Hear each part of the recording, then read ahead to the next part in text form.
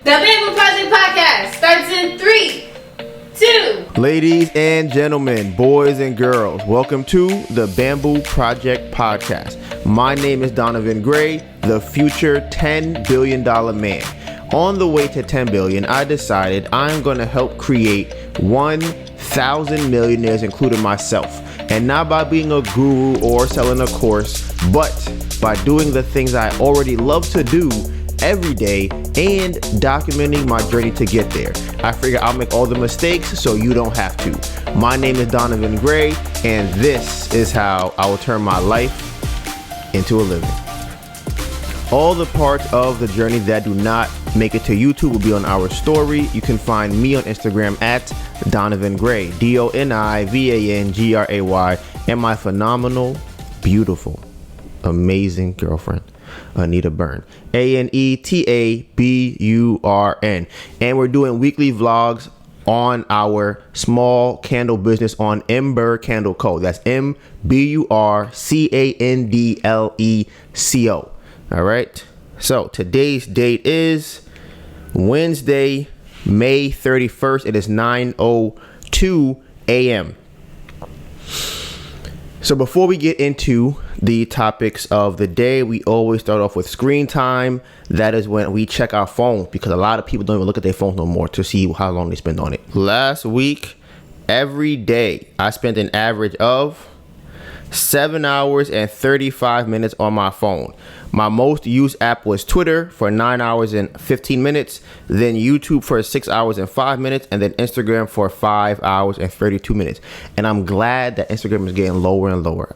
All right. I'm not a fan of Mark Zuckerberg and his companies, but I have to use them. So here we are. My highest usage day was Monday for 10 hours and 12 minutes. I picked up my phone on average 120 times per day. And my first used app after pickup, shout out to me, is Mail. Then Twitter, then Instagram. Okay, I like that. Okay. I was on my phone first on average 6 hours and 15 minutes per day. TikTok is my most used app at 8 hours and 40 minutes. Then Instagram at 6 hours and 15. Gmail at 5.5 hours. YouTube at 3.5 hours. Probably Sheeran.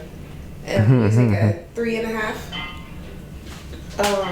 Let's see. My average amount of pickups is 162 times a day. And Gmail is my first used app after pickup, then messages, then music, then Square. All right, on to the subscriber check. So right now, the Bamboo Project is at 6,503 subscribers. And on the Candle channel, that's MBUR Candle Co. Go follow that. We are at 393 total subscribers. We're gonna start doing a push to get that to 1,000. Like, we're gonna start saying, listen, you need to subscribe, get to 1,000, because then that way we can actually post the candles to sell on YouTube, and we can actually make money from the ads they probably already put on our videos anyways. Because as of right now, if there's an ad for that channel, we're not getting paid for it. That's YouTube's taking that money. All right, so this week I am doing something a little different. I am going to sit down. The first thing on tap for today is going to be the house update. The reason being is I kind of learned something I was very surprised to hear. The insurance adjuster, they called me maybe yesterday or the day before yesterday, right? And they pretty much were asking me questions, just when did the house go under contract? Why was it taken off the market? What is the contractor's phone number and name? Who had access to the property? There's a lot of questions like that. So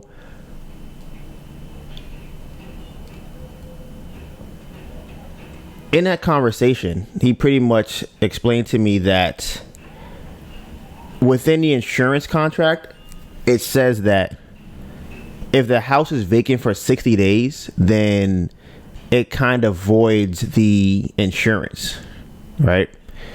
So they count the house as being vacant from the day that the renovation is finished, which would have been last year. They are still doing some research and some digging. In our last convo, that's pretty much what he told me. So that's kind of a huge blow. Last year in August, it went up on sale, and we got it under contract in January. That's way more than 60 days. So then the break-in happened like March. And something he pointed out to me, which I never really thought about, but I know some people here have also considered this, is that the contractor is the one that stole the stuff. Now, the reason why he thinks that is because of how the things were stolen. He said for someone to come into the house and steal all the appliances and not scratch the floor means they probably understand, like, or have done this before, or have some type of history with appliances or with contracting or renovation. And he was saying that the vanity that's upstairs, it wasn't like ripped out of the wall. It was kind of like disconnected from the wall. So he said that probably means that someone who already knew about the property came back to get the stuff to then use for whatever they're going to do. So he thinks it was the contractor. Now, it's possible. Would I put it past him? Not really. Based off of our prior interactions, I wouldn't put it past him to do that. But I don't think it was him.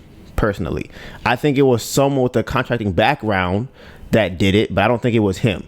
And according to what I heard, now I think about it too, I wonder if the squatters that technically lived there were actually living there, or just like a watch or like a lookout, because they had a ring camera. Like who goes to rob a house and bring a ring camera to the house? I'm just like, all right, I guess. So he said he wanted some more receipts, which I sent him. He wanted the invoice from the contract, how much I spent for everything. And he wanted to know what the current receipt was, like how much was up to date, how much did I spend up until the house was broken into. So I sent him all of that. It was about $130K roughly. It doesn't even include like miscellaneous items, so on and so forth. But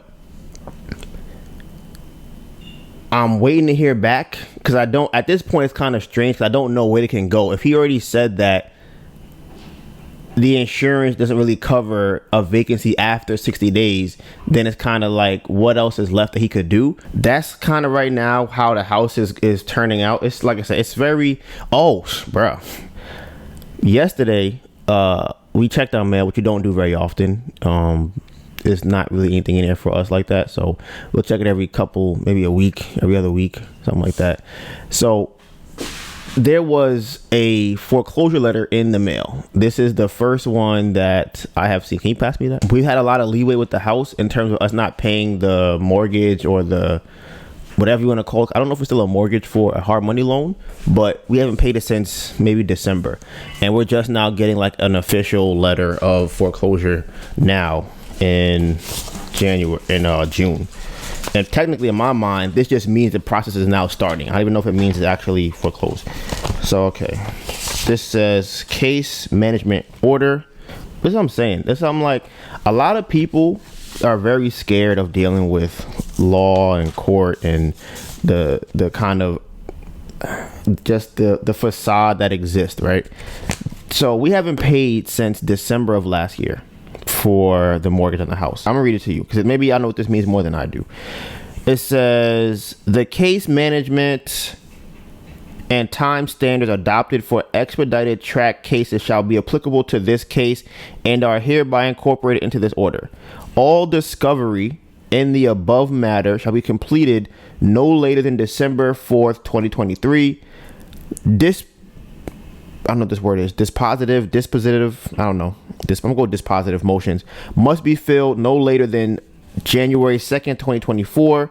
And a mandatory pre-trial conference shall be scheduled anytime after March 4th, 2024. Right? So I'm just wondering, how much time does this even have? So it is hereby ordered that the above captioned matters assigned to the April pool. So I guess that maybe anything that was done in April, all the mortgage foreclosures in April. It says if the case is not called for trial during a designated trial pool month, it will automatically be assigned to the next trial pool month in each subsequent trial pool until the matter is called to trial. Parties are under a continuing obligation to electronically file conflict letters before the start of each trial pool month. So I don't know. It's like, it really sucks because if we had the money, we could have like kept the house. If we didn't get broken into, we could have sold it. And there's so many different things that come up. So it is frustrating to think about just because we were very close to completing this whole ordeal. And it does bother me sometimes when I think about it, because it's like, damn, we was right there. There were so many ways that we even got this far or even got this close to getting it done, coming from where we came from, where we had no money, more or less no experience, and we still got the house we bought a house in another state. Melissa and I was 24. I wasn't 24. I was 26. You were what, 23? What that thumbnail say? Yeah, I was 23. Right? Bought a house, renovated it, found a contractor in another state, and it's like, in terms of the grand scheme of being an investor in property, we did a lot of things wrong. But I think for us to start that early and get as far as we did, we got a good deal. Everything we did was right up until the contractor. And I would say, even with that, one thing that I would always advise anybody that wants to get into real estate, unless you're gonna be really savvy, like we got to the end, but it just was very difficult. But I would say this: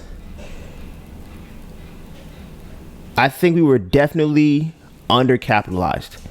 I think we went into it with the idea and expectation of what we were going to spend, and we did not know of a lot of other expenses that we would incur in the journey of completing the house.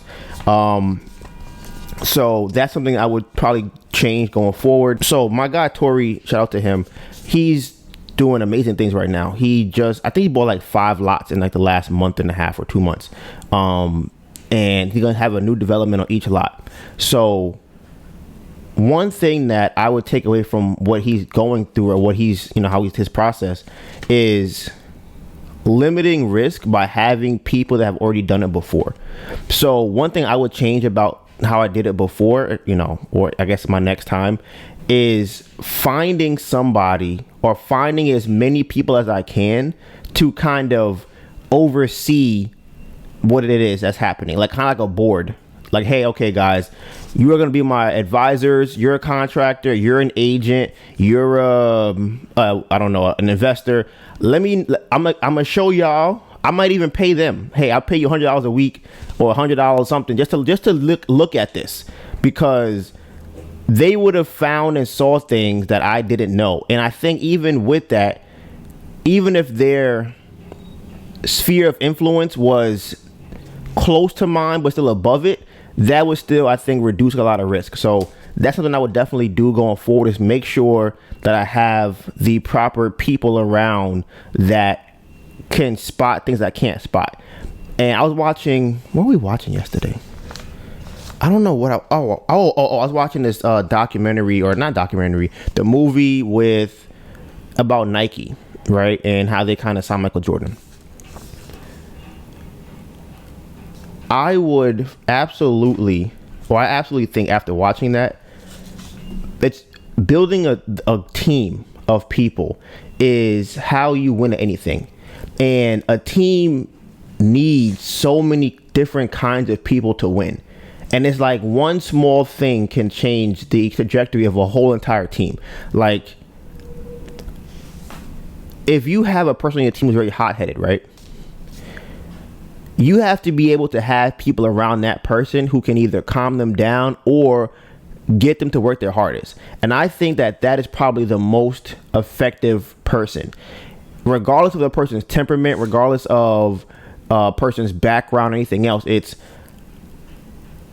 who can I bring on my team that will get everybody else to do more and work harder and reach their full potential. That to me is the highest criteria for anything.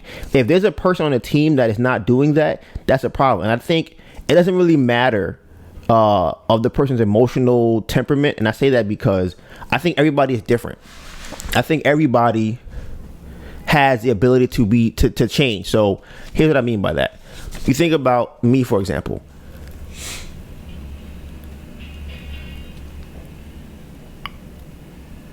My temperament and my view on things will change depending on who is giving me the information. So you can talk to me very aggressively, right? If we're playing basketball, you're like, yo, why you not get this, whatever, right? You can do that. If we have that kind of relationship, we can do that. if you also have the status to be able to say like, if they're really good at this basketball or something else, I'll listen to you more. But if someone is not good at it, I'm not gonna listen to you as much, right? If someone is talking in a tone, it don't have to even be an aggressive tone, like a very soft tone, that may not be proper for whatever is happening at that moment. And I think for building a team is being able to have a bunch of people who are able to decipher, or at least cohesively get everybody as a collective to do their best. And I think that picking team members like that is what I would try and focus on. And with basketball, with flipping the house, and I think even with the candles, because soon we're gonna start hiring people, and I think that's something that I really want. It's like, you don't even have to be like, of course I want the best. I want the best salesperson. I want the best marketing person. I want the best merchandising. I want all of that, right? But if I bring on the best marketing person, right, and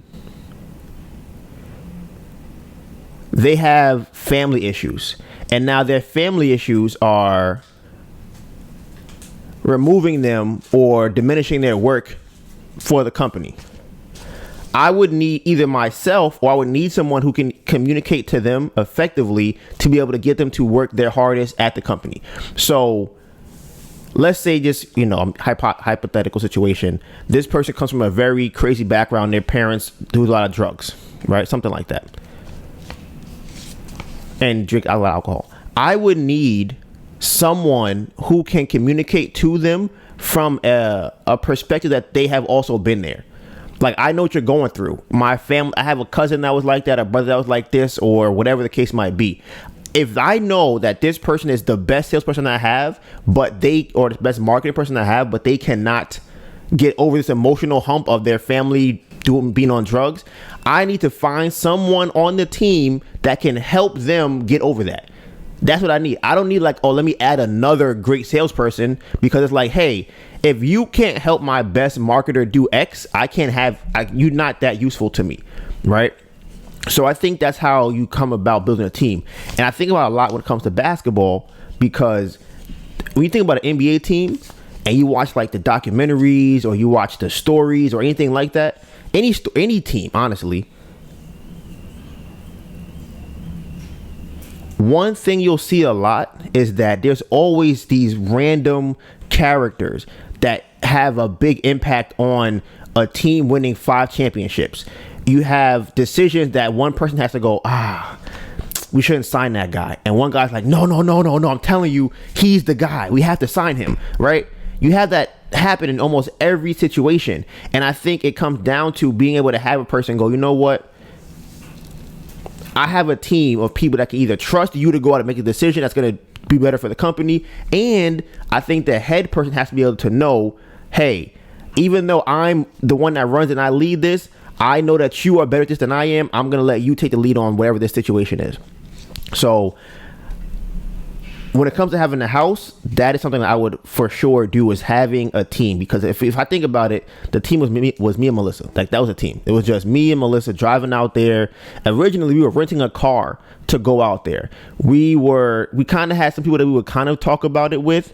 But even with that, it was like, building the team wasn't our priority. Our priority was just getting the money to renovate the house. And just kind of honestly letting him renovate. Like, hey, here's some money that we got. Go and do your thing. So other than that, I guess I'll keep you updated on what happens with the house. There is no other news that I know about. I'm still curious what's going to happen as far as the doors on the house, because it's like, I'm not paying for it. The old buyer's still paying for it. I guess it's coming out of his account, but I guess he don't really care. I guess it's $200 a month. So, it would break us, but it might be nothing to him. So maybe he doesn't even think about it. Maybe he'll come back and buy the house because he's like, what, I'm just going to buy it.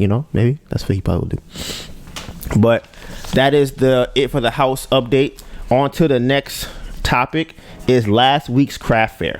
Now, listen. Melissa and I have been thinking about this. I think so. I don't know if we've been thinking about this. I know I thought about it, and I talked to Melissa about it.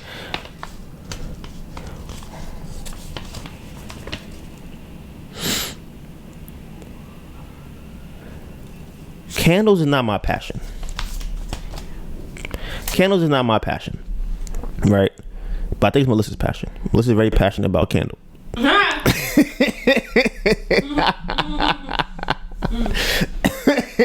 Melissa, you tell me it's not your dream. I like candles. It's not your dream to be a candle connoisseur. No, okay. I like them. Mm-hmm. If I'm passionate about them, no. Oh, okay. So it's interesting because what I am passionate about is business. I love business, and I do have goals that having a great business can be the conduit to, but I never was like, oh my God, man, I just got to fix the candle industry. Like, I was 4 years old. I had a candle one time and I said, no, this is just wrong. I had to make my own candle. That was never me. So Melissa, on the other hand, loves candles. You know, she's a candle connoisseur. Her whole life, she's dreamed about having a candle business. I wouldn't go that far to say that. I wouldn't say that. I do enjoy candles a lot. Mm-hmm. So Melissa wants to be an artist, right? And I think that is what she's passionate about. I think that is her top goal. So when I think about the candles, it's kind of like, what is the ceiling that we have for the candles? And I think it can grow to several $billion valuation or revenue or whatever you want to call it, right? I don't think that it'll be by that point a candle business per se. I think we will have a lot of candles and be a staple in the candle space. But I think by that point we'll be bleeding over into things like commercial real estate, event planning, skincare, probably maybe makeup. I don't know about makeup. I would do skincare for sure. Maybe even hair products. Like it would grow into something like that. So we were just having that convo recently. I'm just kind of like, what is when do we kind of like, well, like I said, for me, I'm building a business. So I don't know if I'll get to a point where I just don't enjoy building the candle business per se. I just like building businesses. I might get to a point where I have multiple businesses, but even within that, I think I would probably see another thing. I would probably end up someone like LVMH, where it's like, yeah, we started with candles, but now we buy up bee farms and we buy up candle manufacturers and we might even, honestly, you know, it would be even crazier. I never thought about this. I thought about creating our own. That would be crazy. I thought about creating our own craft fair / pop-up, right? We could just buy the other ones. Isn't that crazy? We could just buy it. We could just buy Artisan Fleas and change the name of it to something else and then just revamp the whole. Huh? That's crazy. Right? That's insane. Isn't that crazy? That's insanity. Yes, that is. That's crazy. Cause I'm like, yeah, we could have our own thing. We have a DJ. We have our own music. Have a booth. It's like, nah. We're just gonna buy this one, go inside, fix up everything, all the problems with it, and then now it's called the Ember Pop-Up or Ember Flea, something like. I don't know what to call it. The Ember Store. I don't know, something, right? And that's another option because now we're managing different businesses and buying up profitable businesses. We might own in every state a bunch of different pop-ups, right? And it's yeah. So that's why for me it's like, I think getting into business, it's there's no end to it unless you're really starting a business that doesn't have a very high like a very high ceiling. Like for me, real estate is cool and I love it, and I'm obviously going to build a city at some point, but real estate to me, I feel like it doesn't get that much, like the fun there's no, I don't feel like a real estate business is fun. Like you just buy a house and then you sell a house and that's it. Maybe you build a house and build a building. But I feel like it just, even impact wise, I don't feel like that's something that is very like, oh my goodness. Maybe, I don't even know. What do you think would be like a good, real estate, like if you would think of a company that was really big or a magical company, not a real company. What's the question? What would you say is the ceiling for a real estate company? Like you're like the greatest real estate company ever. What would that be?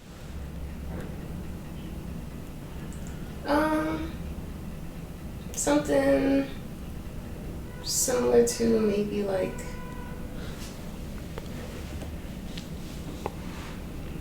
what Sir Hant be doing. Right, but what does he do? A lot of marketing. It's like I said, to me, it's just not that fun. I guess once you get but it's like once you get the money, then you would take it and put it into something else. So I feel like the ceiling for real estate is you are building buildings like Hudson Yards. Like you're the lead developer for Hudson Yards building. But like, yeah, we're having this new $10 billion thing that we're going to create. And it's like, sure, but that's not as fun. I enjoy, and to me that's not, I don't want to say it's not building a business because it is, but I don't think I would have the same enjoyment from doing that, especially on a mass level, because I think what I enjoyed about the house that we did was I could kind of see it change. Like, wow, look, we chose this, we did this, look at this is crazy. And I feel like real estate, especially for single family flips, are more so about having the same type of fixtures and colors throughout each and every single house that you flip. And it gets boring. And once you get into 1,000, you're not even doing it no more. You just kind of like, no, it's just like a formula. Right. You just like, rinse and repeat. Right.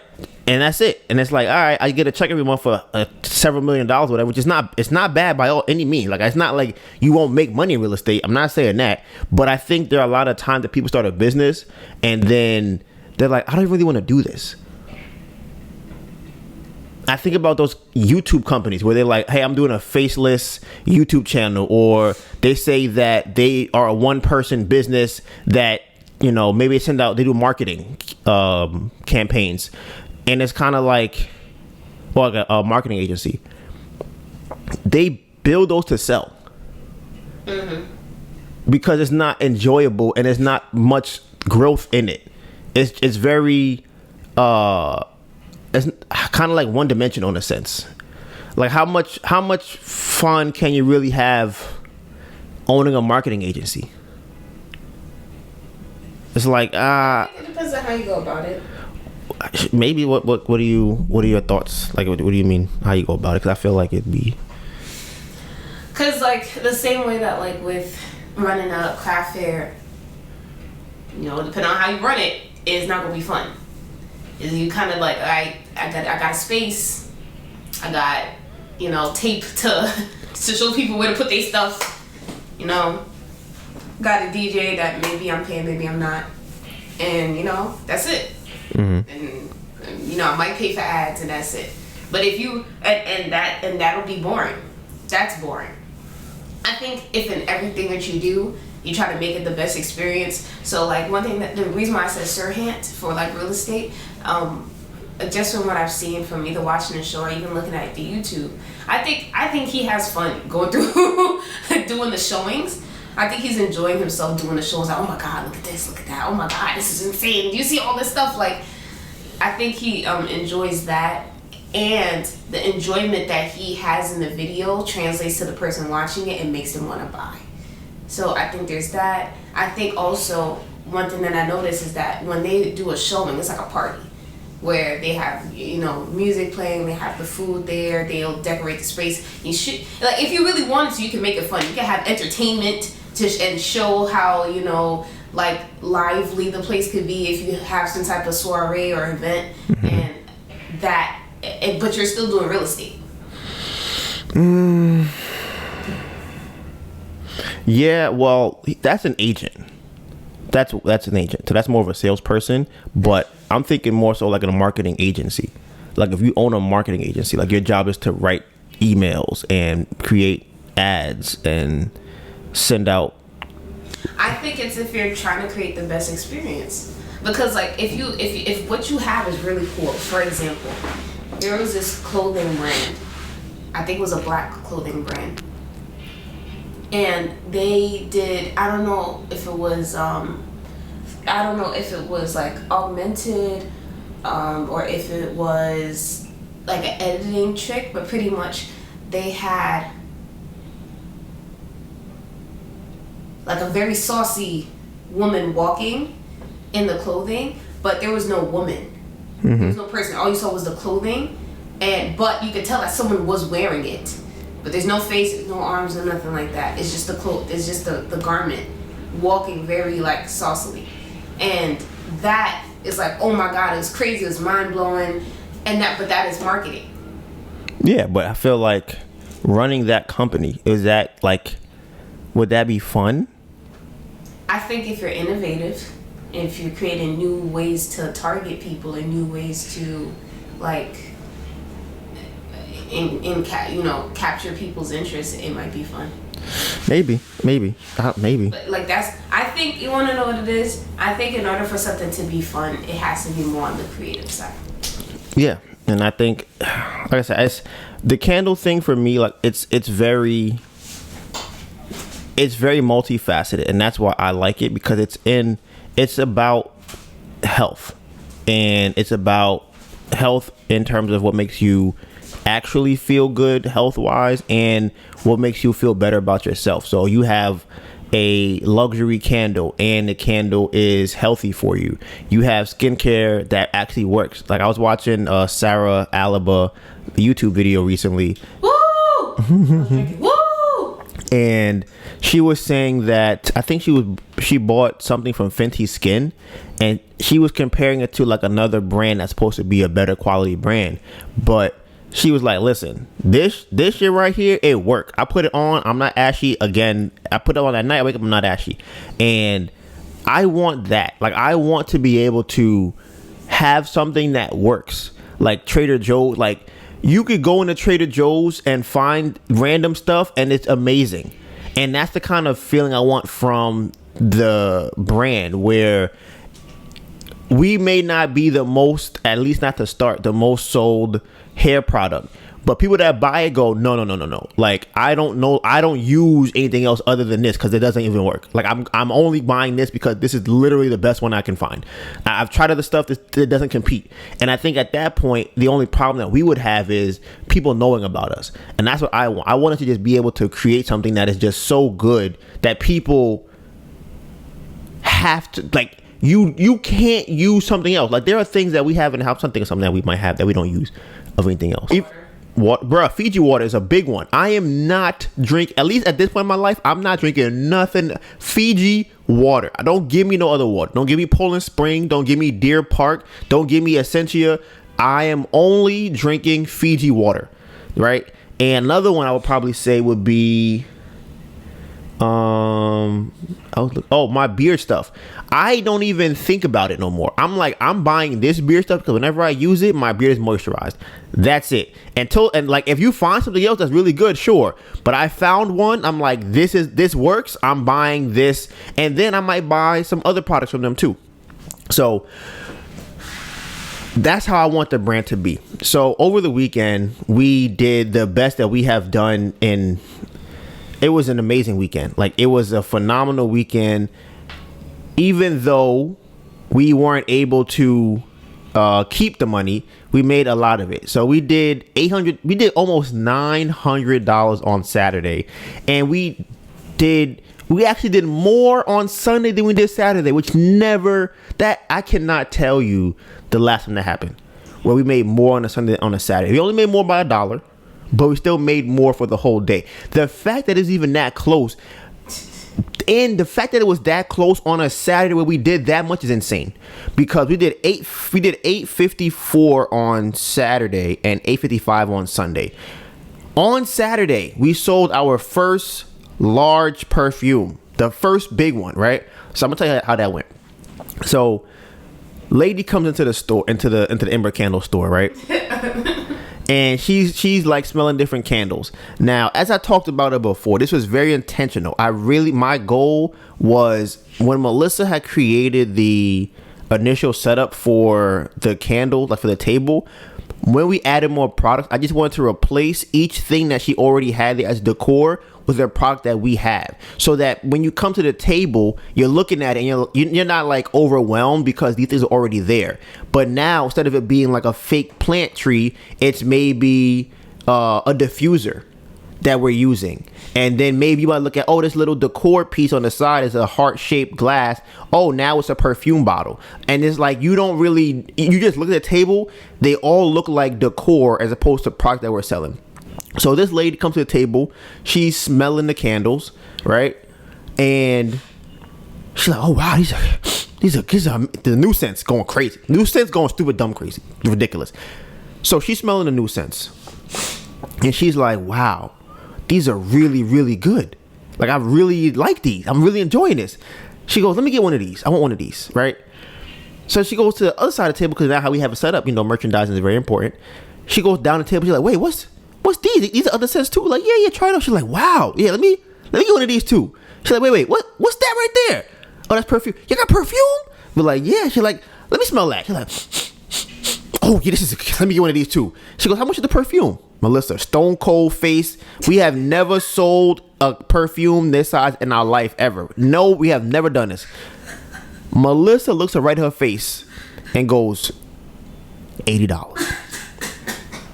Right, I'm sitting. I think I'm sitting down. Right, I'm behind the sign that we have on the table. Right, I'm like, oh shit, she went for it. Like, cause we never we've kind of talked about the price being somewhere in that range, but like to start, we never actually like sold it or like kind of even honestly that product wasn't even on the inventory list. Like if I go on the Square app, I couldn't sell that. We had to create it right there. So I'm like, oh shit. So she says 80. I'm like, I'm in my phone like, oh, okay, I gotta make an $80 price. The lady's like, she's like, it's a little steep.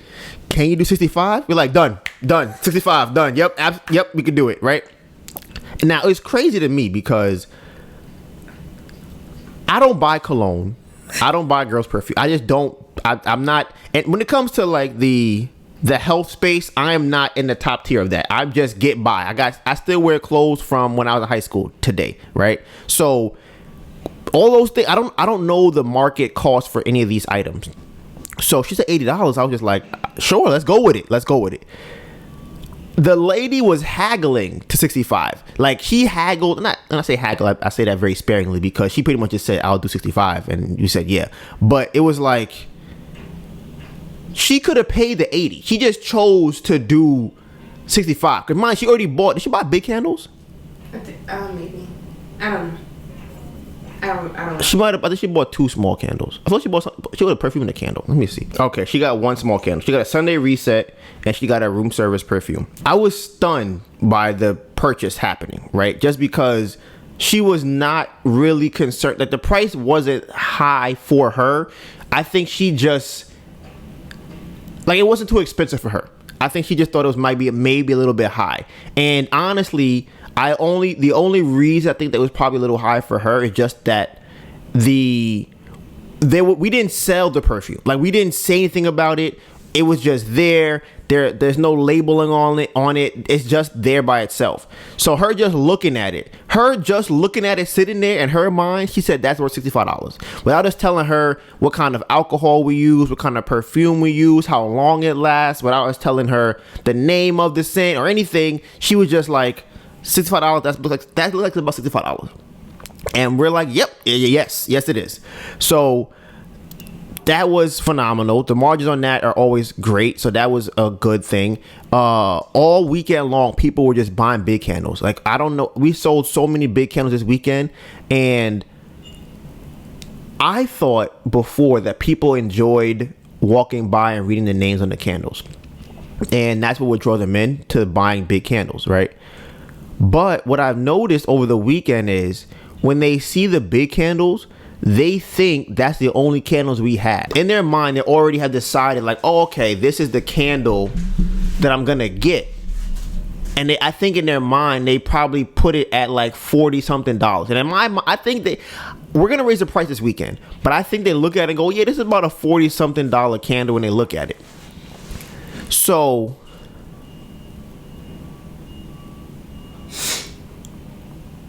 knowing that is very interesting to me because that's not what I thought originally. I thought they liked the names and they came over because of the names, and that's why they bought the bigger one. It's the fact that they don't know we have small ones. A lot of times people go, do you have these in a small? Because we have the 4 original collection scents in the middle of the table or like on the other side of the table. And people see those and they don't even think that we have the big ones for the new collection in small. And I'm like, wow, that's great. Like, I'm not even going to bring out the small ones now. I'm like, before we were trying to figure out how we would do the merchandising, where we would put them. And now it's like, no. We are for sure keeping the big ones out. And if y'all want to get a small one, you can ask us. And then how we're going to even build on top of that is this, right? So we bought this candle warmer, which if you have a candle company, do not buy these. These are bad business decisions, I'm telling you. Especially if you're using beeswax. This candle that we have on the candle warmer, I tell you now, the candle has been burning for 3 days. Like 3 hours worth of days. Right? Is it 3 hours worth of days? 3 days worth of hours.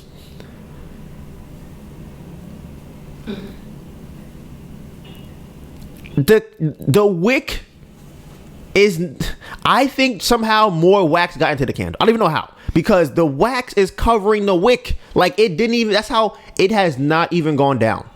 It's been burning for 30, 40, was it 8, 16, no, 24, 48, 56 hours. No, 24, that's what it is. 8, 16, 24. So it's actually 1 hour, 1 day. I have my numbers wrong. It's 1 day worth of candle burning. That's what it is. It's 3 days we burned it for 8 hours. It has not gone down. If we sold someone this candle lamp warmer, we would never see them again. Like we would sell them one candle and be like, all right, it was nice meeting you, because they would be burning a candle for the rest of their life and it would never go out. So what I want to do though is I want to put the middle size candle when we get it on there. And then when we're talking to people and hey, what's the price? We'll go, hey, you see that one over there on the lamp? That one is the middle size. We also have the big size and we have the small size right over here. I think it's a genius. When I think about it in my mind, that table is a genius. The table right now, we could both sell separately. They can see both scents, and we even have it set up right now where people don't even know. People don't even look at the other side. Like Melissa will be selling a new scents, and they won't even know that we have other scents. They be like, "Oh shit, what's that?" And they go over there to check them out. Like I love that. That means that these collections can operate separately from each other, and I love to see that. So we also did our first unveiling of the sign technically Saturday. We had it on like last week, but this was our first weekend actually getting to it. Sunday of last week, people liked the sign. This time, people was going crazy. There was people are taking pictures of the sign. They're taking video. I'm gonna tell you one story. So I'm sitting behind like the poster board sign, not the one on the wall, the neon sign. This is the one that's on the table. So the chair is lower than the table, and the poster board is on top of the table, so you can't really see me if you're walking in front of the table. So I could kind of see the top of your head maybe, and if I see somebody kind of walking by, browsing the table, I'll ask them, "Hey, do you want to smell a candle?" So I see a guy walking real gingerly past the table, so I'm like, you know what? I'm gonna stand up and ask him if he wants to smell a candle. Mind you, he's looking up in the air. He's looking like I can't really see his head, but I kind of see him looking up. He's looking to the back, looking to the left, like behind him, not near the table, right? So I stand up. This man is holding his phone, recording the table as he walks by it, like from his waist though. So we can't really see what he's doing. So I didn't notice this until I get up to go and ask him, does he want to smell a candle? So when I ask him that, he's like, "Oh no, I'm fine, I'm good, I'm okay, I'm good." So I was just like, "All right, sure." I'm like, "All right, bro." Like that was kind of weird, but I'm gonna let you rock. So I sit back down, talking to my baby girl, right, having a regular conversation. I look around. This man is in another aisle with the phone, recording the sign and the clouds and the table from like another aisle, right? So I look at him. He looks at me. I look at him. He look at me. I look at him. He turned his head, right? He's like, "Oh, like one of them little fake, like, laughs, right?" So I'm like, all right, I'm like, bro, I saw you the first time. This is the second time, now you're being strange. Like, this is weird. I'm like, all right, whatever. So now I go back, I'm talking to Melissa again. I think I have a customer or something. Why I see this man in a different aisle with the phone. Now he got it in horizontal. He got it in landscape, taking another video of the clouds. And I'm like, bro, I can see you, right? Like, I can see you. He's like hiding behind another vendor 2 aisles away. I'm like, bro, what are you doing? I make eye contact with him again. He run off. I'm like, bro, you're being real strange. So it was a lot of that, people taking videos and pictures of the sign of the clouds, a lot of compliments and things like that. I always think it's funny because so, okay, let me tell y'all this. I'm not sure how I would even segue into this. I don't mind dressing and looking better. I don't mind it, right? As y'all know, I don't be cutting my hair. I don't get haircuts. My beard be looking dry and crusty sometimes when I don't moisturize it. My skincare routine is zero. Like, my skincare routine is not zero? Yeah, so you've been wearing black sunscreen. I have not, though. I've been wearing that thing in like a couple weeks. So, like I'm saying, my skincare right now is like 0.6. I might throw on some black girl sunscreen every once in a while, but I don't even use it that often, right?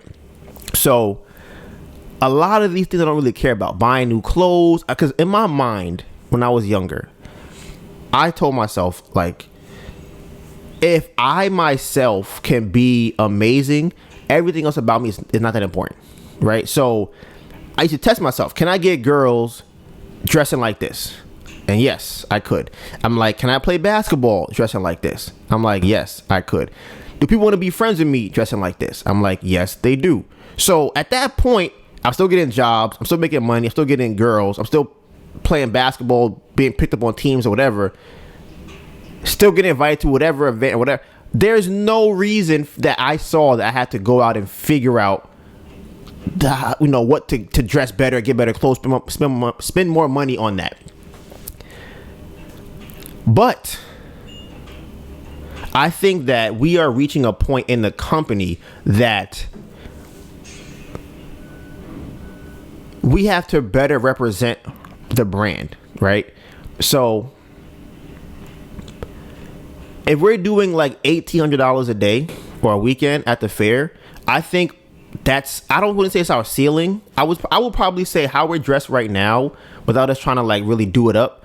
I think our ceiling at the fair over there is probably like $2,200 for the weekend, which is great. Like, that is $100K a year business just doing weekends at the craft fair, right? I think that's where we're at. However, I think there is a constraint when it comes to our clothing and how much we can grow. I think that there are certain people that walk by the booth or are intimidated by me, by my rugged look. I have on boots. I have on like kind of like construction type pants. I might have on like a sweater, a black shirt. My hair is all natural. It's not cut. I got the woolly mammoth beard, right? I'm black. I'm fairly taller than average. So that can be intimidating, especially if I'm not doing anything to kind of lessen that. I throw on a pink hat every once in a while, but I think the way the setup is, the pink hat is more confusing than it is elevating. I feel like before it matched the background as a pink hat. We have pink behind us. It goes with each other. But now the clouds could be purple, green, flashing orange and yellow and flickering and dance to the music, all types of stuff. And I don't think the hat matches. So now it's kind of like, why are you wearing a pink hat? Like, why do you look this aggressive and you have a pink hat on? That's weird. So what we tried was, on Sunday, I wore one of my Bonobo sweaters, right? I love the brand a lot. I remember when I was trying to get into, I had a little bit more money and less expenses, I was buying that kind of stuff. And I think that is a big reason as to why we got more sales also. People would come to the table and their response was a lot more inviting when I talked to them. They were a lot more open and disarmed. So it made me think, okay, and this is just me throwing on a sweater. It's just, all I do is throw a sweater on, like a nice sweater that I have on top of my black shirt, and people like that. I go, okay, so what would happen if I put my earrings back in, if I put my retainer back in, if I got my hair, twisted, and then I did like one of them twist outs or something like that. And I'm doing my skincare routine. If I'm, working out, how much more money could we make if that was the case? Because the brand is getting to a point where people, I can't say that now because it's not even true. The brand is at a point where people don't believe that it's our brand. Absolutely. Like, they think the brand is so good that we couldn't be the ones to run it, right? So I think that if that's the case, then the brand will be hiring somebody that would have the things I'm talking about now in terms of how they look. So I've been considering, like, okay, I might have to buy a couple of sweaters to wear at the fair, or just a little couple of things to do to make myself look more presentable at the fair. Now, the reason I really hesitate about even speaking on things like this is because I think a lot of people feel like you have to look the part to be able to get to what you want. And me personally, I think it's the other way around. I think that you can, I don't know. Let me ask you this. Do you think you get further by looking better or being better? I think looking better can only get you so far. But I think looking better can get you into places that doesn't require you to be better just yet. Yeah. I think that looking better opens doors faster for you. Right. I think being better, that's how you gets you further. Because you think about all the tech CEOs and stuff, that the kind of the idea about how they dress. They be wearing t-shirts, flip-flops with socks, and shirt or shorts from 20 years ago. What? Them t-shirts be... No. But that's now. Like, that's the thing. They got $100 billion, and now they buy a $400 t-shirt. Right. But it's still a t-shirt, right? You compare it to when they were younger, they were wearing a Star Wars t-shirt. It's not they have money. They could have bought a Gucci, Louis Vuitton custom-made shirt that cost $20,000. They could do that. They have them. They're like, nah, I'm going to get the nice fitting $400 shirt. And compared to how much money they make, that's absolutely nothing, right? But they're so good at their craft that people are just kind of like, I don't even care how you look. Just get the thing done. And that's how I feel about myself. I always feel like work on me, get better at doing the thing, and then go from there. So I do think that, like I said, it's at a point, we're getting to the point. We're not there yet. We're approaching the point where I think that by increasing our appearance, we will look better. Like, we will do better. I think with the YouTube channel, I think if we have like a better setup, that'll be better. I think the new cloud sign and is going to be our thumbnail for like the next 100 videos because it's amazing. And I just really think that, hey,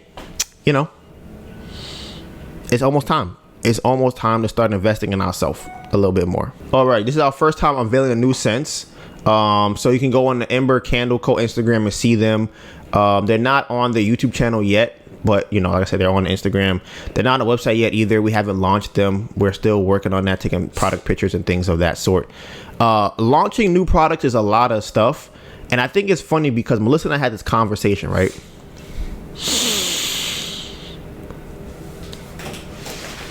Is it really a lot to launch a new product, or is it a lot for us? Because you could just post a new product and put it up on your website. Right. But we have multiple sites that we have our products on. We have a lot of back end in data that has the product to be inserted, which is the candle cost, the names, the prices, how much they sold, the percentage how much they sold versus how much they didn't. A lot of things on the back end, inventory management. A lot of those things are incorporated when we are adding new scents. So, and products. But you never really think about it when you say, oh, I want to add a new X. It's just like, oh, I'm going to add this new thing. And you throw it out on the site. That doesn't work for us. We can't really do that. Like, we got to do more stuff behind it. So, that is that. But other than what I said, I think that was pretty much it for the craft fair. It was a great weekend. We're going to try and recreate it coming up this weekend, and we'll see how that goes. The next topic of the day is 3 Leaves Project. If y'all still watching, where the videos at? Where are the video? I'm gonna check right now. I'm gonna go check right now. Yeah, where y'all mean I don't have? Where are the videos at? According to my guy, he said it's a marathon. At some point you're gonna pass us. Where you letting us get a lot of ground. We can't too much ground, bro. I don't know what you're gonna do. I need you. I need both of y'all. It's been 2 months since the last video. 2 months. So if y'all watching this, I'm on y'all. I want to see the new videos, which I've been up to. The next topic is the postponing of the loan closing. So we were supposed to get $7,500. Then they lowered it and put it to $2,500. And then they called us last week and were like, hey, guys, we're postponing it. Now, the reason they gave us for postponing it was that they had to restructure it. Now, I don't really know what that means, but my assumption is that the way they tried to structure it originally was wrong. They had told us they would give us $7,500. Then they followed up and said, we'll give you $2,500, but here's a caveat. We're going to do it in installments, and you can only spend $1,000 on content creation, and the other $1,500 is to run ads.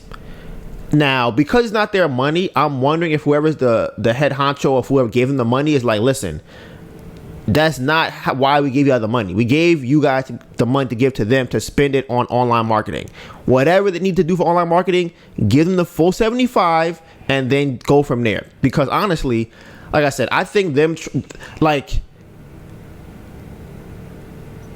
it's very difficult to communicate with someone who doesn't have a business about the business. Because if you don't run ads or you're trying to learn how to run ads, there's a learning period. So if you gave me $1,500 and I only got 3 sales or 4 sales or 5, whatever the number is, it's like I'm still having to learn how to do this. So how is it that you would then go, you know what, I'm not going to give you more money for it? So if I test my ads on one platform, it don't work, can I now not test on a second platform because you only siphon off the money to something else? So it's I'm hoping the restructuring means they're going to give us a full amount, because the $7,500 right now would be a godsend. Like, that would be phenomenal. We would put it to making way more money and learning this online marketing space, because we need to learn it. Okay. I don't know. It's not needed yet, but at some point it will be needed. I'm hope maybe by the end of the year it might be needed. I don't want to say hope, but like it might be needed by then. And I think that they really should restructure it by giving us the full amount of money. And they have not given us a new postponing date, so we're going to see when they decide to give us that. The next thing I want to talk about was it's more of a lead on from last week with Sprinkle Shira 7. If I didn't watch her last week, I told y'all to. Y'all need to go watch some clips by her. Sprinkle Shira 7. Go watch some clips on TikTok, Instagram, YouTube, wherever. I don't know if I touched on this last week. I don't remember or not. So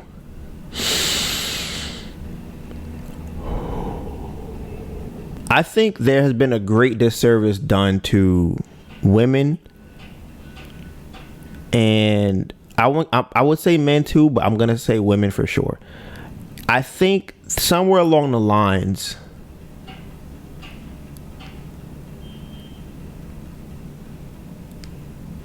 it became a fact that women have to wear heels, or women have to do their makeup all the time, or women have to have their hair done all the time, or women have to, care about their looks the majority of their life. And I think that the disservice comes from the fact that people have made it seem like it's something they have to do, as opposed to a choice that they made before. Listening to Shira 7 talk, it makes me think that a lot of women in the past chose what they chose to do in terms of caring about their looks as much as they do, in terms of being more womanly, cooking and cleaning and those things, because that's what they needed to do at the time. I don't necessarily think that all women were forced to do. Honestly, I think very few women were forced to cook and clean it back in the day. I think it was something that was required of them, and they chose to do it. I think women wanted to learn how to cook. I think they I wouldn't say they enjoyed cleaning. It's similar to running a business where you don't enjoy doing a lot of the business things or even anything you pursue, but you want the outcome of it. So that's why you do it. So you enjoy the outcome more than the actual process of doing it. When I hear Melissa watch the videos and a lot of things that they do, I think that they have a huge benefit. And I remember saying this, I don't know if I said it before. If I did, I'll say it again. I don't think that a man can make a woman, right? And a lot of the ideas out there right now are that the more masculine you become, the more feminine your woman becomes. And I don't think that's true anymore. I used to think it was. I no longer think that. I think what happens is you make your woman or girlfriend more girly, right? I don't think you make her more womanly the more masculine you are. However, I do believe the other way works. I do think a woman can make a man or a boy more masculine because I think that it's in men's nature to want to level up to match a woman. I think it's a lot more uncommon for women to want to level up to match a man, right? I don't really think that's as common of a thing. I think that men's majority purpose, the things we buy, the things we do, how we look, all are centered around women. The car that we get, the house that we get, the job that we take, the money that we make, the way that we talk, the way that we act. It's for the majority of men or boys or male or guys, it's to impress women. That is the majority of it. And I do not think that any guy that becomes super uber successful will do it without fucking women or using his power or wealth or fame to get women. As soon as a guy gets any of those things, the first thing he wants to do is find the woman that is high enough for him to say, yeah, look who I got now. That's the first thing they want to do. Or they want to say, I got this many women now. When I was younger, I was broke, I got money, I got girls all over the place. I got a car. Like, guys are not buying cars for their men, for their boys to be like, hey bro, come let's ride around with me. They want to show off they want the girls, even though girls, I don't even think, that's weird. Girls don't know cars, but they know when the car is probably expensive, or at least it looks nice. So I think that a lot of that stuff is for women, right? So I'll say ladies. One thing I've noticed before, right? It's just a crazy thing. I never told Melissa this. This is my first time me telling her. I don't know if I did. I feel like I never told you this. We're gonna see. I'm kind of scared. What you're about to say. Okay. Whenever you wear your massage jacket, right? I naturally want to hold the door for you. Every time. And when it's a very weird thing. It's like I want to be like, yeah, look at this. Like, yeah, come on, babe, come through the door. Like, it's so weird. It is not like I don't think about it. It's just like, oh, I see you walking in the jacket, let me get that door for you. Right? And that is a womanly thing on your end. I think it's just the way the jacket looks. I think how you probably feel in the jacket, how you walk in the jacket is very different than something else that you might wear. And I think that now makes me more manly or masculine, right? But I don't think that as a guy, I can do a thing, maybe buy you stuff that will make you feel more womanly. That's probably it. Wait, you don't think as a man you could buy? No. So I think only buying you stuff is what makes you feel more womanly. That's my thought. I think for a guy, right? I think if I become very, very masculine and try to dominate my woman, I think she becomes more what? Yeah. Very funny words. I think she becomes more girly, which I hate. I hate that, by the way. Like, I hate girly girls. What? I'm listening. No, yes. I don't like girly girls at all. I hate that because they almost act as if they can't function anymore. And I think that's a cause and effect of being a dominant masculine man, right? That's why I think that's wrong. Back when I was running the game and doing all the things that say you're supposed to be more masculine, girls would be almost like putty, where it's like they're not even functioning anymore. They just, yes, whatever you, okay, I don't know how to even use an ATM machine anymore, or I don't know how to fix the toaster. I don't know how, and it's like, you've done this before. Why all of a sudden now you just incapacitated? Now you can't function no more. And to me, I don't want that. I do not like it. It's hard to even have a conversation with them like that. I don't like it at all, right? However, I think a woman has to be more calculated how she operates. And in that calculation, you can't allow yourself to fall into become putty.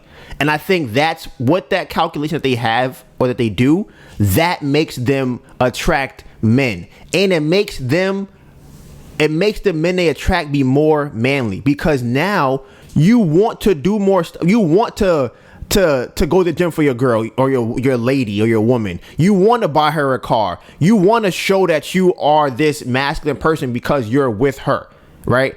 I don't think the other way works. I think you can make your girl girly for sure. And I think a lot of guys will be okay with that. Me, I don't want that. And before anybody gets outraged, okay,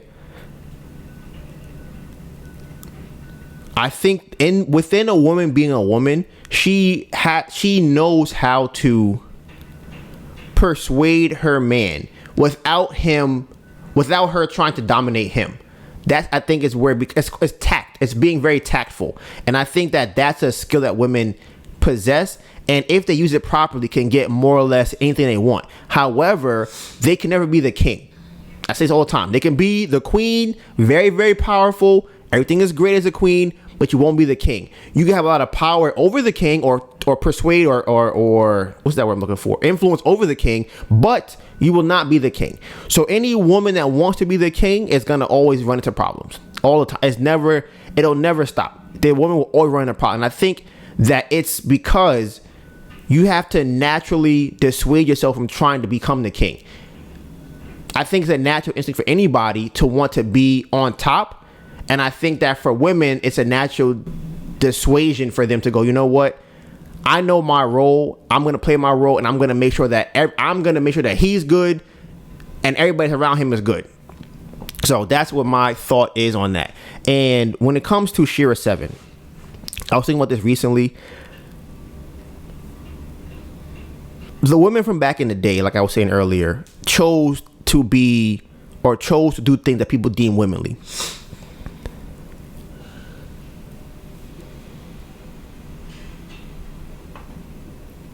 I ask myself now, right? Like, what is the benefit of being a man? You playing balloons? I ask myself, what is the benefit of being a man? Like, what do you actually get from it? What is the tangible benefits? Because to be a man, if I boil it down, it's to just be the bigger person in every scenario, all the time. So you're always taking the L all the time. You understand that a lot of people are immature. You have to look over a lot of people.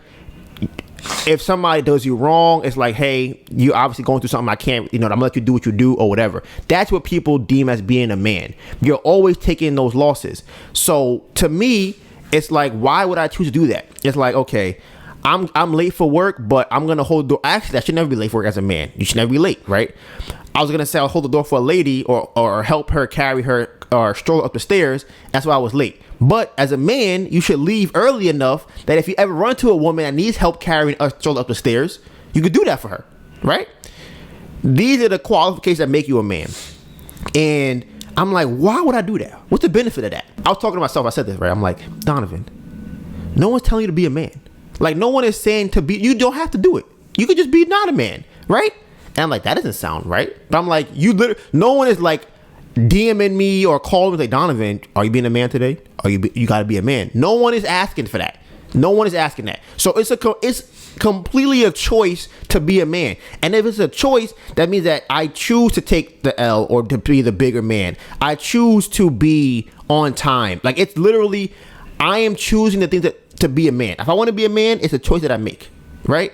It's not an inherent thing. You don't become 30 years old, now you're a man. You don't get $1 million, now you're a man. It's like, no, you have to decide at every point, at every crossroad, I am going to take the path that is what a man would do. That's literally, and for no reason, just because you choose to do it. Like, why would somebody choose to do anything at all? You want to drink lemonade? Why? No one told you to drink it. You just wanted to drink it. It was kind of eye-opening for me because I will always ask myself, like, why do I don't want to be sitting in a room with a woman insulting me and I got to just sit there. So I'm like, especially if she's all the way backwards and now I have to sit here and take it, right? Even if she's lying on me, saying all the wrong things, I got to sit here. And there's no benefit to that. There is no benefit at all, right? But do you want to be a man or not? If you do want to be a man, then you know what choice you have to make in that situation. And now, here's why I bring this up. I think it's the same for women. I think you have to choose to be a woman. I think it's back in the day, women were choosing to do a lot of the things that they were doing. Like, hey, I'm going to learn to cook. I'm going to learn to clean. I'm going to do things because I'm going to make myself look nice. I think a lot of women back in the day, maybe I'm making this up, I see it maybe in the movie, but may wake up in the middle of the night, do their hair, makeup, get back in the bed, have their hair laid right, don't go outside until a man came. They don't do, like, a lot of different things they do were choices that they made because that's what makes them a woman. And it's like, you don't have to be a woman. And at the end of the day, being a woman and being a man is a choice you make. So, do you want to be a woman? Yes.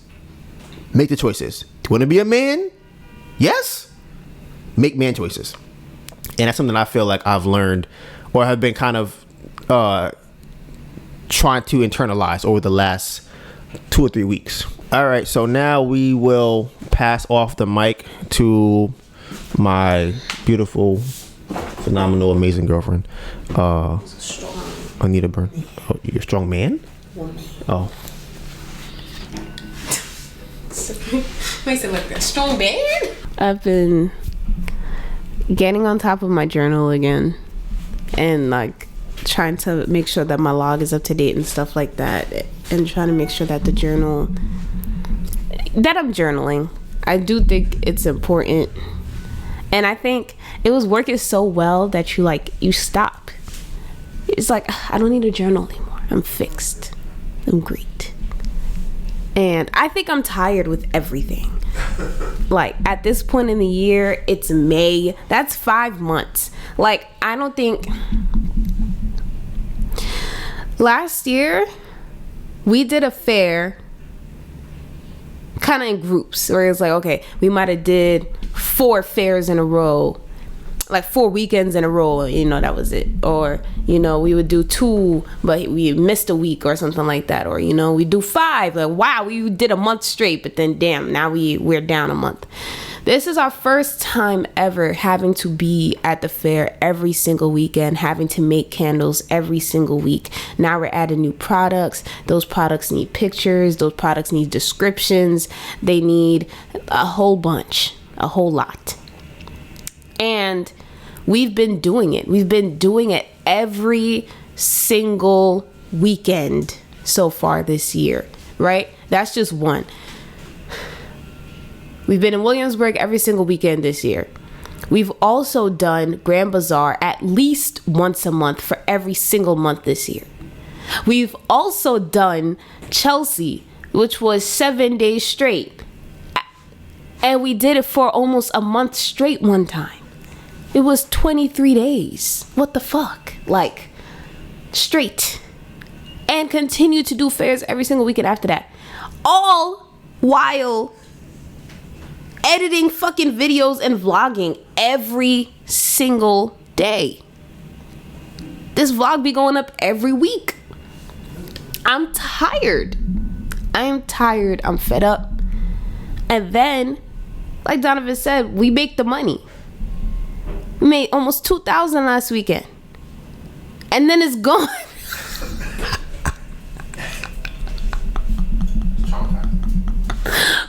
Like, to make that amount of money in such a short time frame, and then it's gone. Poof. We don't get to spend it. But everything is temporary. So this is like, once the business, plateaus and really gets a stable footing, we don't have to deal with this anymore. Once this year ends, we're not vlogging every single day anymore. Like, this is something that we said for this year. We really wanted to grow. We really wanted to hit the goals that we made, and we're doing it. I'm just tired. I'm very tired. You're gonna see it in the vlogs coming up. I'm tired. I've been sick for almost 2 weeks now. That's crazy. Still sick? Yeah.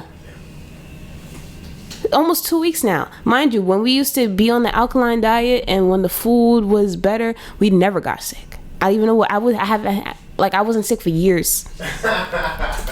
Like, not really. And if I was, it would go away real quick. So yeah, it's just we're getting through it. I'm definitely at the point where I'm tired. We're almost at the halfway point for the year. Yeah, June is the 6th month. So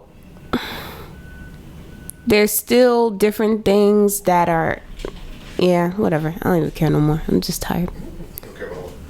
I was gonna say there's kind of different things in the works still, which is true, but I can't even really think about what they are right now.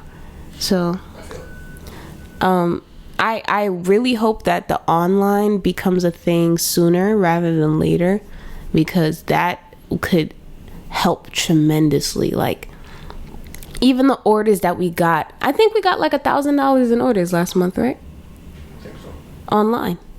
And that's without us having to leave the home. You look at the phone and it's like, oh shit, it's there. And now all I have to do is fulfill it. So I really, really, really, really want to build that out. And one thing that Donovan said earlier, where it's like, we're not passionate. Like, candles is not like the, oh my God, I absolutely love this thing. But I think I'm very passionate about creating, and I think Donovan is very passionate about business. So it really gives us the opportunity to really stretch and just go the distance in those skills that we have. So that's creating different artwork. That's, like the font that we choose, the design of the packaging, how we kind of put everything together on the table, how the website is, how the packages are, really building that experience. And then on the back end, that's making sure that the margins are good. That's having everything fulfilled at a certain time. Like, all of that, we really get to stretch in. So I really want the online to be a thing. My two main goals, I feel like, and we're doing the live today, so we're gonna talk about it more there. But I think my two main goals is gonna be to get more subscribers for YouTube, and to figure out these online sales. I feel like I say that every month. Like, every month, figure out the online sales. That's it. Bye. So like Melissa was saying, bro, we made $2,000 last weekend, and we are literally spending, we had to pay $1,400 for the fair for the new month. Then we have to pay $1,000 to investors. Then we have to pay $250 to Kiva. Then we had to buy wax, which was $337. Then we had to buy inventory for this fair this weekend coming up, which is, I think, honestly, how much did I spend so far this weekend? So that's another $396 on that. Okay, so on inventory this week, we spent $1,009 on inventory. Then, like I said, we have to pay $1,400 to the fair. So that's $2,400. Then there's a new fair that hit us up to go this Friday, so we're going to go there. That's an additional $100. Then we also, as usual, got into it over grocery shopping last weekend, and we ended up spending like $80 on that instead of what we normally would spend. So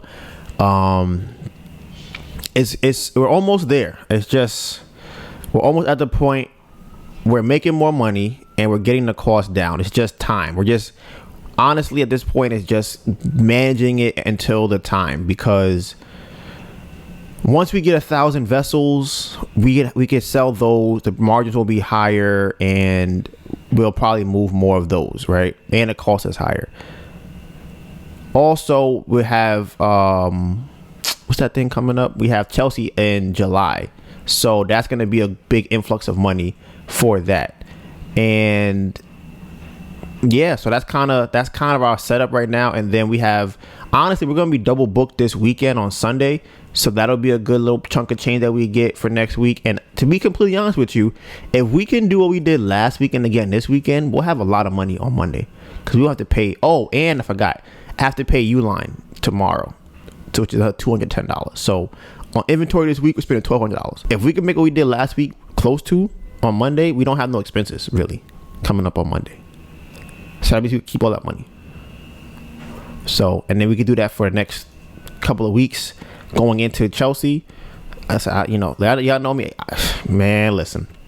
So, and then the last thing I wanted to kind of touch on was this idea I had. I think that people try to eat for energy, like they feel down. And I think a better thing to do is to give yourself positive energy. And a lot of times, or in the past, Melissa and I have talked about, this is way back in the podcast. A lot of y'all probably weren't even here yet, but that people are made up of, electrons and atoms and all those different things, right?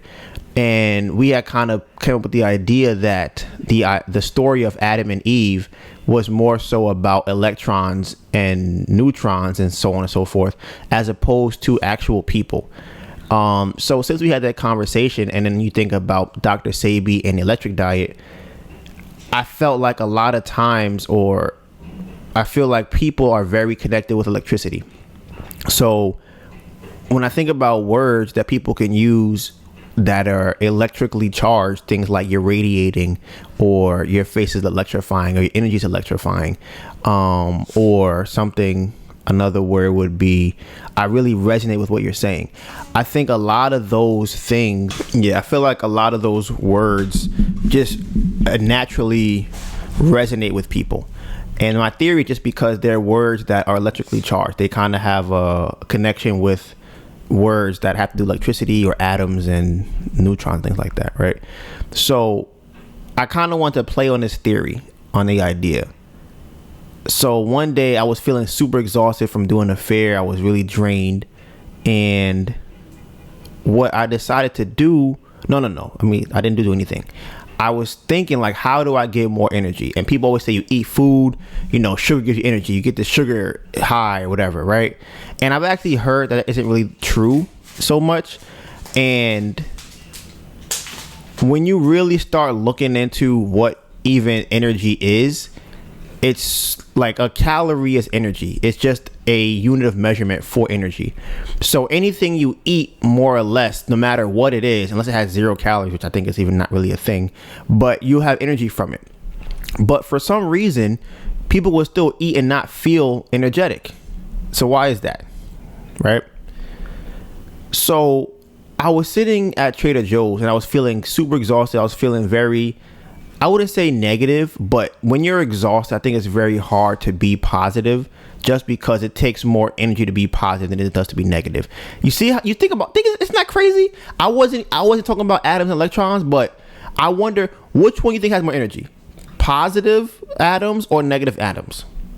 Probably positive. So it takes more energy to be positive, right? Think about that. Isn't that crazy? Okay. So as I was sitting there, I was watching some video on Twitter, and I laughed at the video, and I immediately felt better. Like I felt more energized, energetic.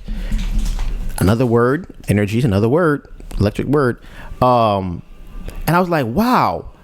And I thought, does positive energy equate to feeling more energetic? And I did a test on it. So one day Melissa was in the bed. She was feeling really, tired, as she says. And she had to go either do laundry or she had to go outside to the post office. She had to go do something for the day. And she really didn't want to get up. So I gave her compliments. Gave her positive energy. And she felt better. And she felt more energized to get up and go do something. And I didn't give her no food. I didn't give her no caffeine. I didn't give her no incentives to get her. I'm just like, hey, out of everybody I've ever dated, you are the best cook I have ever been with. There has never been a woman that has made food with as much love that you have made for me ever. Right? Immediately, she lights up. Remember, electricity. And she was like, you know what? She felt better. She's like, I'm going to get up. Went to the closet, got dressed, and ended up leaving the house, right? And I'm just like, So I was able to energize Melissa with just speaking positively or giving her a compliment. And I was just wondering how often or how much that can translate into regular life. Like if somebody's feeling down, giving them positive energy or a compliment or something, I don't know what other forms of positive energy there is, would help them. And now you start going deeper into it and it's like, well, what about like neutral energy? Like you're just kind of in the middle. How does that do? We will be back here next Tuesday.